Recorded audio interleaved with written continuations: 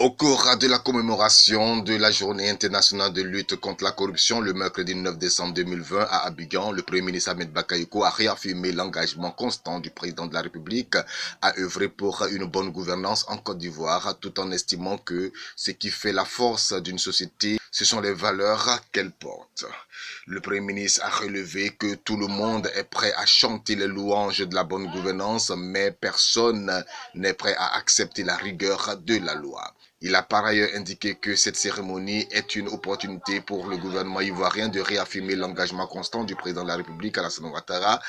à œuvrer pour la bonne gouvernance de notre pays. L'une des priorités du mandat que le président Alassane Ouattara entame bientôt sera la lutte contre la corruption, parce qu'il est convaincu à ce stade que si nous arrivons à réduire la corruption, nous allons avoir des bons qualitatifs dans notre capacité à apporter des solutions aux problèmes de nos compatriotes, a dit Ahmed Bakayoko, qui représentait le chef de l'État Alassane Ouattara. Selon le ministre de la Défense, la célébration de cette journée est une invitation individuelle et collective à l'exemplarité afin d'induire un véritable changement de comportement dans notre environnement de travail et de vie.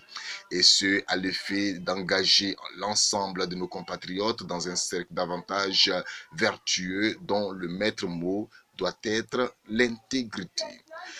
La représentante résidente du PNUD en Côte d'Ivoire, Carole Floros Mesniak, a salué le programme notable fourni par la Côte d'Ivoire en matière de lutte contre la corruption. Le pays a gagné 24 places en 7 ans, passant de la 130e place en 2012 à la 106e place en 2019 selon l'indice de perception de la corruption de Transparency International.